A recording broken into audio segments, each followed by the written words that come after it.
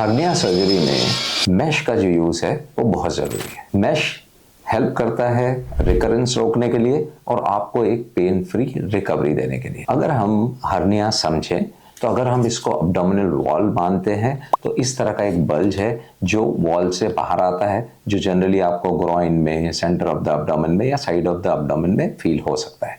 Hernia का जो location है उसके हिसाब से हम इसको नाम देते हैं।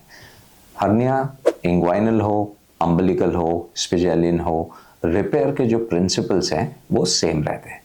अगर हम वॉल को अंदर की तरफ से देखें तो इस तरह से जो बल्ज बाहर दिखता है वो इंटेस्टिनल कंटेंट्स जो है अपना पेरिटोनियल लाइनिंग के साथ बाहर आ जाते हैं। अगर हम सर्जरी के समय दूरबीन से या रोबोटिक सर्जरी करते समय इस कंटेंट्स को हम बाहर निकालते हैं तो इस तरह का एक होल दिखाई देता है। जो होल है इसको अगर हम स्टिच लगा के बंद करें तो ये बहुत ज़्यादा स्ट्रॉन्ग रिपेयर नहीं होता है।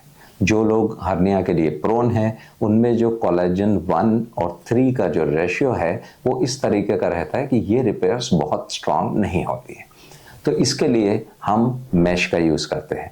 मैश अगर आप देखें तो इस तरह का स्ट्रक्चर होता है जो पॉलीप्रोपिलीन का बना होता है या पॉलिएस्टर का बना होता है।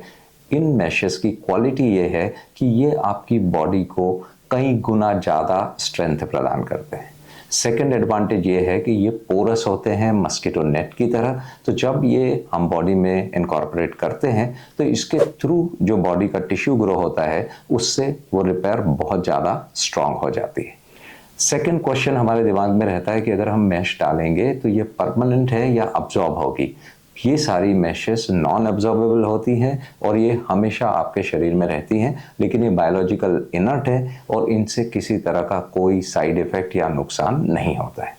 अगर हम मैश के साइज़ की बात करें तो अगर हम ये देखें कि ये एक होल है जिसके थ्रू हर्निया हुआ है, अगर हम कोई छोटे साइज़ का मैश उसमें लगाते हैं तो जब बॉडी के प्रेशर्स वर्क करेंगे तो ये मैश उस होल के अंदर इस तरीके से पुल हो सकती है।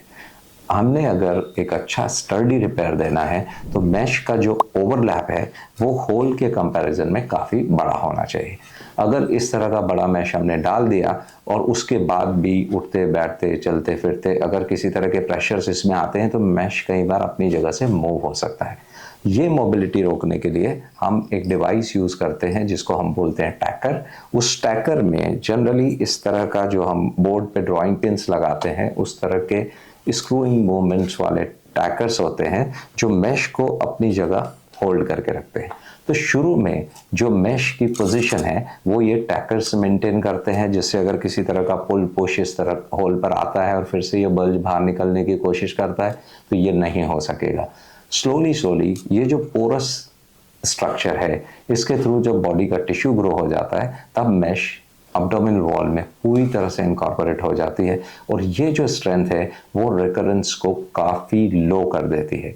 इसलिए अगर आपको हर्निया है और आपके सर्जन ने आपको मैश रिपेयर की सलाह दी है तो ये आपके लिए बेस्ट ऑप्शन है। मैशेस का जहाँ तक सवाल है उसके लिए हम अगले वीडियो में बात करेंगे कि किस तरह की मैशेस होती हैं, उनके वेट्स का क्या इंपॉर्टेंस है, 3D मैशेस क्या होती हैं और उनमें हम कैसे चूज़ करें कि किस तरह के हर्निया में हम कौन सी मैश का यूज़ करेंगे। Thank you so much.